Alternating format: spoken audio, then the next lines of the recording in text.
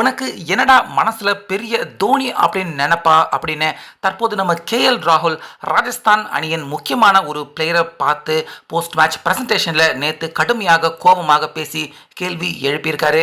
அது மட்டும் இல்லாம சூப்பர் ஓவர் அப்படின்னா என்னன்னு உங்களுக்கு தெரியுமா, அந்த சூப்பர் ஓவர்ல ராஜஸ்தான் அவங்க செஞ்ச அடுத்தடுத்து மெகா சொதப்பலை பத்தி கோபமாக வெளிப்படையாக தற்போது நேற்றைய ஆட்டம் ஜெயிச்சு முடிச்சதுக்கு அப்புறமா கேஎல் ராகுல் அவரு பேசியிருக்காரு. அதாவது நேத்து ஃபர்ஸ்ட் பேட்டிங் பண்ண டெல்லி கேபிட்டல்ஸ் அணி 188 ரன்கள் எடுத்திருந்தாங்க.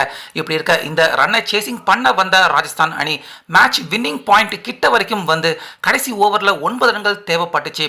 ஆனால் மிச்சல் ஸ்டார்க் வரிசையா அவர் யார்கர்களாக போட்டு தள்ள டபுள் ரன் சிங்கிள் ரன் மட்டுமே எடுக்க முடிஞ்சது. ஒரு 4 கூட அடிக்க முடியல. இதனால 8 ரன்கள் மட்டுமே எடுக்க முடிஞ்சது.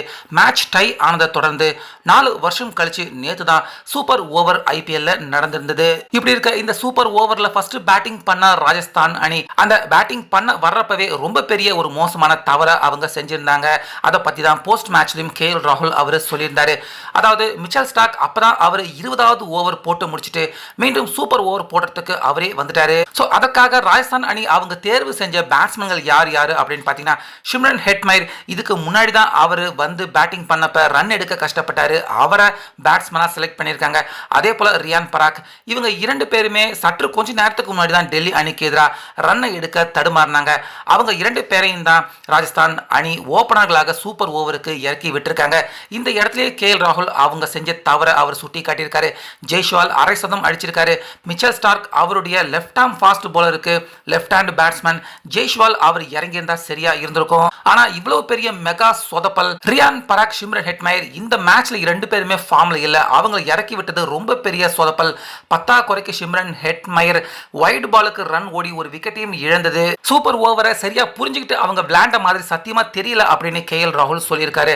அது மட்டும் இல்லாம அடுத்ததா நாங்க பேட்டிங் பண்ண வர்றப்ப கேஎல் ராகுல் அதே போல மறுமுனையில ஸ்டப் 2 பேருமே தான் வந்தாங்க. இந்த இடத்துலயும் ராஜஸ்தான் அணியின் மெகா சொதப்பல கண்டிப்பாக பார்க்க முடிஞ்சது. ஏன்னா இதுக்கு முன்னாடி தோனிக்கு எதிராக சிஎஸ்கே அணிக்காக விளையாண்டிருந்தப்ப சந்தீப் சர்மா அவர் நல்லா போட்டு அடுத்தடுத்து வெற்றிகளை தேடி கொடுத்திருக்கலாம். அதுவும் சிஎஸ்கே அணிக்கு எதிராக நல்லா பந்து வீசிருக்கலாம். ஆனா இங்க இந்த மேட்சை பொறுத்த வரைக்கும் சந்தீப் சர்மா அவர் ஒழுங்கா வீசல. ஜோஃப்ரா ஆர்ச்சருக்கு கொடுத்திருந்தா கண்டிப்பா இந்த மேட்ச்ல ராஜஸ்தான் அணி ஒரு டஃப் காம்படிஷனாவது நிச்சயமாக கொடுத்திருப்பாங்க. சந்தீப் சர்மா உண்மையாகவே அவருக்கு சூப்பர் ஓவர்ல எப்படி போடுறது அப்படின்னு தெரியல. மனசுல தோனியை நம்ம கட்டுப்படுத்திட்டோம் அப்படிங்கிற நம்பிக்கை திமிரு அவர் போலிங்ல தெரிஞ்சது. அதனாலதான் இந்த ஆட்டத்துல ஈஸியா அவங்க நினைச்சு இந்த 12 ரன் டார்கெட்டை நாங்க ரொம்ப அசால்ட்டா அடிச்சு ஜெயிச்சிட்டோம். சூப்பர் ஓவர் அப்படிங்கிற புரிதலே கண்டிப்பாக சுத்தமாக ஆர்ஆர் அணிக்கு இல்ல.